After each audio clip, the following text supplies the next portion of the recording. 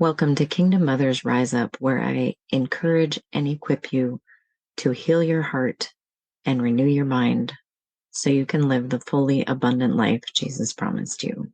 Let's go. It's time to move. Today's episode is part 2 of a coaching session with Clarissa from South Africa. So if you didn't catch the first half, you can listen to last week's episode. I'll put the link below, and just hope that you enjoy experiencing the behind the scenes aspect of what a coaching call with me can be like, and also to be able to gain the nuggets and insights that are applicable to you out of her coaching session as well. I'm doing the emotions thing is because I'm trying to pick up on the cues before we get to that point so that I can take a break, like when I'm on a scale from 1 to 10, I'm at a 3 or a 4. I can say, okay, listen, 5 minutes or 10 minutes, and then move away. But currently it's from 0 to 10 in split of a second. So how do I train myself to pick up on those cues a little better? Lots of patience and grace. And to start with, like, for a practical, I mean, it is just lots of patience and grace for yourself. Like, treat yourself like you would treat your best friend. Mm-hmm. And to begin with, like, you're not going to catch it at a 3. It's going to be, it hit the 10 and here's the mess. So after that, go back and reflect. What was happening before that you can see looking back? And just take that time to reflect, because you'll start to see things that are like, oh, that's the indicator. This is the thing that's at the 2 or the 3 or the 7. No. So reflecting afterwards to be like, what happened? Where were things going before it was too late?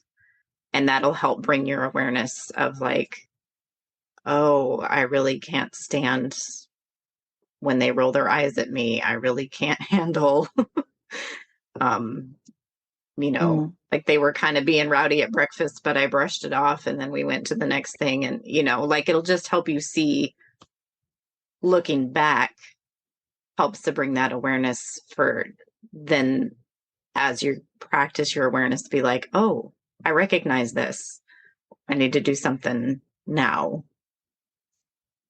Even if it's inconvenient and doesn't feel like I have time, I can at least be like, okay, Jesus, help me. But that makes a lot of sense, because I tend to brush off small things. Like, as you say, they're rowdy at breakfast, or they are rowdy early in the morning. And then I'm like, okay, you know what? I still have time. Then I'm like still in my good mind. And then like at 2:00, I start getting exhausted because my head's running. And then I start exploding. But if I go back and at the beginning of like the first rowdiness, addressed it, then I could maybe extend my patience left with an hour. Yeah. And if you know that, okay, by about 2:00 or, whatever, what's something you could do to kind of give yourself a reset in the middle of the day? Like, whether that's, they go read for a half hour and you journal for a half hour, or you put on some worship music, or, like, what are some things you could do to reset and even like stop and evaluate? And maybe that's a lunchtime thing. Everybody evaluate, like, where are you at with these different things? And what do we do to reset so we have a good afternoon? Yes, that does make sense.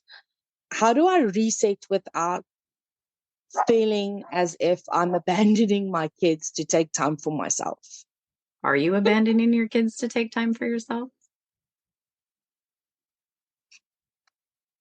No, I'm not, technically, because they are still with me in the same space. I'm near them. They're not alone. So with me, it's really, really hard to even where my boys are like, they can be like 10 paces away, like just there. But in my head, I'm running around with everything that can go wrong because I'm not in that same room with them.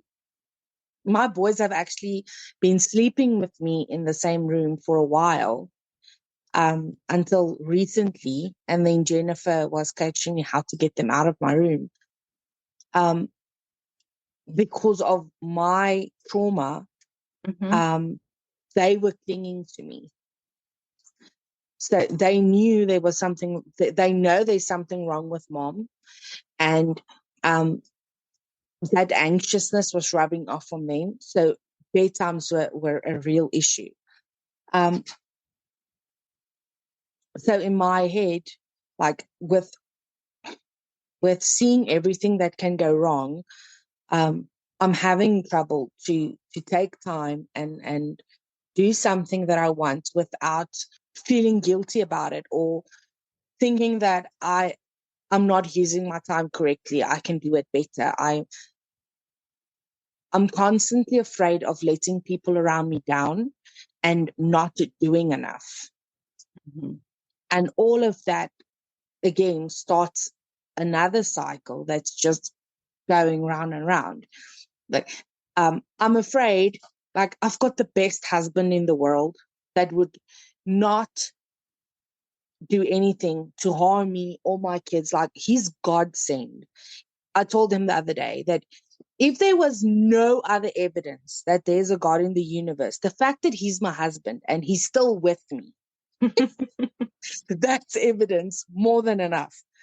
Like, I'm afraid that he will come home and he will flip because I didn't sweep the floors, or I didn't, or there's dirty dishes in the sink, or like, I'm afraid he will up and leave, which is insane. But my trauma goes so deep that Mm-hmm. it that even like my husband and I have been together now for almost 20 years, that even in that constant state of safety with him, it's still, I'm still afraid of that abandonment and that being alone. And that's Mm-hmm. rubbing off on the boys. And when I get, and that's one of the main things why I get so overwhelmed, and I'm afraid of leaving them for too long, or I don't want to take time away from them, is I want to be there when they need me. So I've made myself constantly available to them, because I'm afraid if I am not available and I've taken time away from them and I've set a boundary, that they will portray that as abandonment or as mommy not being there. Um, and that's basically one of the main things for being there for them all the time, is not wanting them to feel as if they're abandoned, or that they're alone. Mm-hmm. Yeah, which totally makes sense based on your background, that you have, what as an adult we would maybe call an irrational fear of abandonment. So that's, sounds like the work you're doing with Jennifer to kind of overcome that and like heal that part. So you're not living in constant fear of being abandoned. And then the other part is, as you heal and as you gain capacity to be able to see that, you're human, you're going to make mistakes. There might be times that your kids feel abandoned or rejected by you, but the fact that you're not leaving them or abandoning them gives you the opportunity to talk through those feelings and experiences with them and actually strengthen your relationship. So when you make mistakes and you come back and say, I made a mistake, or like they're kids, they can interpret things however, even as adults, we interpret things in ways they didn't actually happen. But that still gives you an opportunity to talk through that and hear their experience and be able to say, oh, I see that you felt abandoned when this happened. And once they feel heard, to be like, here's what was really going on. And so you're actually building resiliency and skills in them to be able to process these feelings compared to reality, where your reality was different. You really were abandoned over and over and over and over again. I guess just a way to practice putting that fear out. Like, it's okay that you make mistakes. It's actually opportunity to build relationship and resiliency in your kids. Yes, definitely. Um, I definitely will have to focus on seeing my mistakes more as opportunities than beating myself up for the mistakes that I make with them. Because it is helping them in the long run, which I never had. And then resetting myself during the day will definitely also like help me to do something like prolong my patience level a little. Yeah, definitely. But resetting during the day and getting myself out of that frazzled hole. What can I do in order to get myself out of that frazzledness back into a sense of calm? Because the tapping doesn't work and the breathing. What brings you joy or peace or like worship music, journaling your conversations with the Lord, their crocheting? Does anything come to mind? Today I got frustrated with my crochet. So that Okay, didn't not go that well. one. Because of a lot of other influence in my life, I'm even afraid of listening to any type of Christian music, whether it's good or bad. I've had influence of people that, like, even my Bible, like, did you get the correct translation? I don't know if you know people like that. Like, you have to do it like this, like legalistic people. Mm-hmm. And so it's really hard for me to listen to something or even read a book without like feeling judged, even if no one else is judging me. Yeah. Like I can open my book and I'm like, what are people going to think when I'm reading this? um, is this appropriate for me to be doing this? There's a lot of drumming in this song, you know. I don't know if this is more rock and rollish than Christian. Like, am I supposed to be listening to this? It's really hard for me to um, distinguish and trust my own decisions. And currently, I have no idea what brings me joy. Okay. Because I'm constantly in that Mm-hmm. in fear mode. Yeah. Stuff that I do enjoy doing though is I like making things and I like giving things new life. I like coloring and painting and stuff like that. Artsy, craftsy things Mm-hmm. um, is what I like most. I think it's because it doesn't take as much mental energy to color a picture Well, than and it's you. good to be creative and it's good to, yeah, Mm, slow down and it's also freedom to just experiment because that's how yes. you're going to start learning to trust yourself of going, oh, I think I feel like coloring and try it. And then like, well, yeah, that was good or yeah, that was, because like when you're talking about doing crafty things and creating whatever, like I relate to that. And I also know that if I'm like, oh, I'm going to do this project to reset, I'm going to work on it for a little bit. I could actually be setting myself up for more trouble if it's a project I can't finish in 30 minutes. because then I just want to keep doing it instead, so like I'm going to color for 30 minutes, or I draw and then paint it with watercolor, and I just do super simple, I call them heart doodles. So that's a super powerful way that I reset frequently, is I draw like what I'm feeling or what I'm thinking about and then paint it. So there's that process of slowing down and kind of checking in with myself. Like that could be an intentional thing, like the journaling of, writing to the Lord how you feel and asking him what he thinks about that, or what he thinks about you, or what do you like about me today? What do I need right now? And it also could be like, I'm just going to sit and color. There's not necessarily a right answer, which is kind of what it sounds like how you've been programmed to. There's always a right answer. And what the Lord told me through, I don't remember now who it was for sure, but they're like, God put Adam and Eve in the garden with all kinds, hundreds, maybe thousands of good choices. There was only one bad choice. And our legalistic religion has flipped that around to there's one good choice and all these bad choices. That's not how God designed it. There are lots and lots of good choices, and really very few bad choices, because if your heart is his, you're not longing after those bad things. So whether you color, or whether you read your Bible or journal, or take a 30-minute nap, or take a walk, or they're all good choices. There's not a right, and again, like your reset, some days maybe it needs to be alone, but it doesn't necessarily. Like maybe you and your boys go for a walk.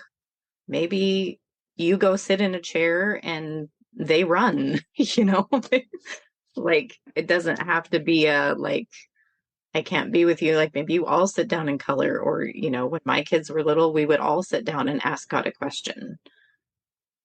And I would journal about it. And if they could journal or draw or whatever, depending on their age, and we just all did it together. I think, and that will also help me train myself to be more present within those moments, because that's an intentional moment. It's not just a flyby moment. It's something that's really intentional. It's something that we're going to do together. So I think I should just maybe go and do a list of things that, like, what can I do to reset? What amount of time does this take to reset, and what amount of time does this take? And then, depending on my day, obviously, go pick from that list. Okay, I can listen to a podcast for 15 minutes, or I can color in I've got half an hour to reset, or today I only have 10 minutes. So what can I fit into that's not going to have me beat myself up over 10 minutes? That's a starting point. We'll be right back. Art Doodling with Jesus is a membership where I do a live workshop once a month where we explore an emotion or an idea through doodling, which is just a simple creative process. I encourage you to draw with permanent markers and paint with watercolor paint to create space to listen to your emotions, the thoughts that are in your head, and what the Lord wants to say to you. And it's not about creating art. It is not about being good at it. It's about practicing the pause to go, what am I really feeling? What do I really think? What do I really believe on this particular topic?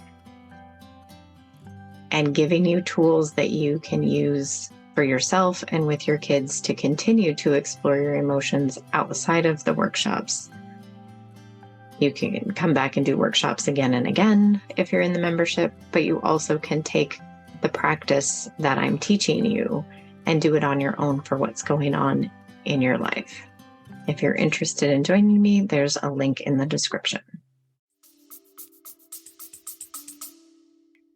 Yeah, and as I would imagine you're learning with your trauma stuff, like it's just a little shift and a little adjustment because you're already too overwhelmed to try and change a whole bunch of stuff. Oh yeah, I've tried that. Epic fail. So just picking, like if you want to start with the midday reset and, making that list of things to try. I think maybe if it's even just taking a break to listen to a Bible verse or something. One thing that does help a lot is like getting it out. I've noticed that if I just talk it out, even in with one of my friends or something, talking it out helps. Usually when I'm talking it out, I give myself the answers, which is ridiculous. It's not. It's how God made us. The answers are in there, but we don't know it until we get them out. Like 5 minutes ago, I could have used this. Then it's like, oh, great. Now you tell me. So, maybe just the journal. I'm definitely going to get myself a journal that I'm going to carry around with me, so that I can jot that down and treat it as if I am on a call with God and just telling him, listen, this is what's going on. And then making that list, like and asking him, like, what can I do to reset? And putting my trust in him to make my decisions. I think that's a good starting place, because at the end, he wants what's good for us because he loves us. He's been really good to me. Lately, he's been really, really opening doors for me to get the help that I need, and try to heal and start healing and seeing him in a different light because of the trauma and everything. I've seen God my whole life as this tyrant and someone that needs to be feared. So I've always had a fear of him, a fear of praying because you can say the wrong thing, the fear of opening the Bible and learning something, because as soon as you know it, you can be held accountable for it. And then you can be punished for it. And now, with the work that I'm doing with Jennifer and the mom conference and everything, I've really started seeing him in a different light. I'm focusing on our friendship instead of the father-daughter relationship, because the example that I had of what a father should be was not what God intended at all. And so he's been really opening a lot of doors and a lot of ways for me in order to trust him more, because I did not trust him. I'm still not 100% there. We're working on that. Mm-hmm. But it's a work in progress. Trust is it's something that takes time to and luckily he's got a lot of patience. Yeah, that's what I was gonna say. He's totally good with it. However long it takes, he's good with it. He's not bothered at all. He's got patience to share. Yes. So that's a good thing. But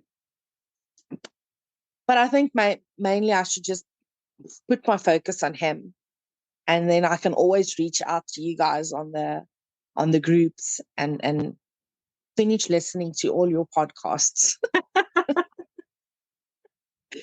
That and that helps. And it I did not know that there was a community like this out there. Before I met Jennifer, and Jennifer introduced me to I Am Mom conference. And then from there, I was listening to the speakers, and now I'm talking to you. And God has made a way for me to be able to talk to Sasha. So there's so many things that he's accumulating, and he knows what I need, and he's sending those people to help me, which is amazing. And and I think that's maybe his way of saying, "Hey, you can trust me." Like, I'm helping you in this moment, because a while back I told him, like, I think I need you to show up, like, really, like I'm struggling with all these things. Like, I can't cope with my kids. I can't do this. I can't. All of this is too much, and I need you to show up. I need you to show me that you're in my corner. And he's showing up. He's definitely he's not doing it the way that I thought he would, but he's He doing really it his does. way. And his way is a good way. So definitely journaling and talking to him more is on top of my reset list. I think that's definitely something that I can focus on. And then when I get everything out, it will not fester inside. And then it would just flow more evenly, and I can get clarity on and see my triggers. Because if you can see what is going to happen, or you can figure out if I can figure out what my triggers are, then you're much more prepared to deal with them. And I'm remembering that, like, it's a process. So some days you're going to catch those triggers and some days you're not. But like over time, a month from now, 6 months from now, like, you'll be able to look and be like, oh, I was catching myself after the fact. And now 2 months down the road, I'm catching myself at 7 and even sometimes at a 3. And, 6 months from now, I'm pretty much catching it at, the 4 and 5. And, like, keeps getting better instead of the, like, I'm not going to be triggered anymore. I'm not going to overreact anymore. And unfortunately, you are. But it comes down to training myself again. Some circles, they use the term reparenting. Like, you're literally needing to do for yourself and allowing others and the Lord to do for you what your parents should have done when you were young. Like, they should have trained you of how to manage your emotions, and they should not have trained you that your identity and worth was attached to how well you performed. And they should not have trained you that you needed to be on your best behavior, you might be abandoned, or, all of that stuff. So now it's, really showing up for yourself with the Lord to do it differently. Definitely. I've definitely been taking notes, and the reparenting is actually very difficult, because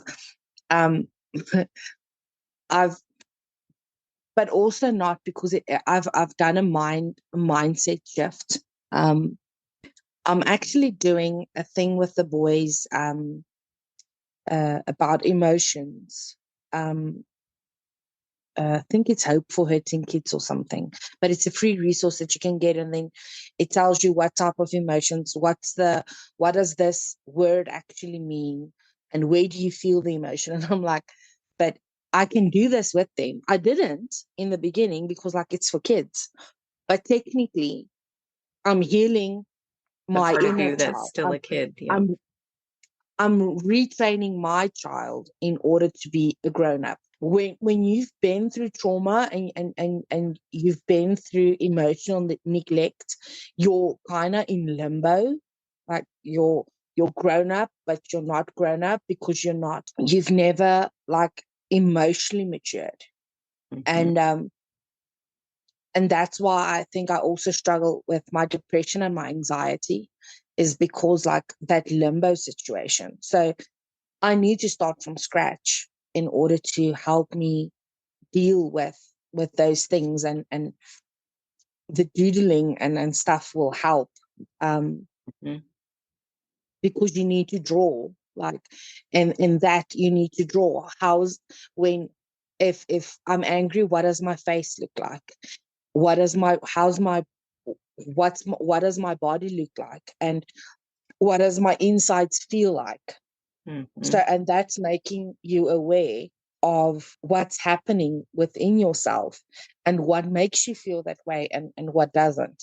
So Yeah. going on with that and then journaling that down will Mm-hmm. make a huge difference.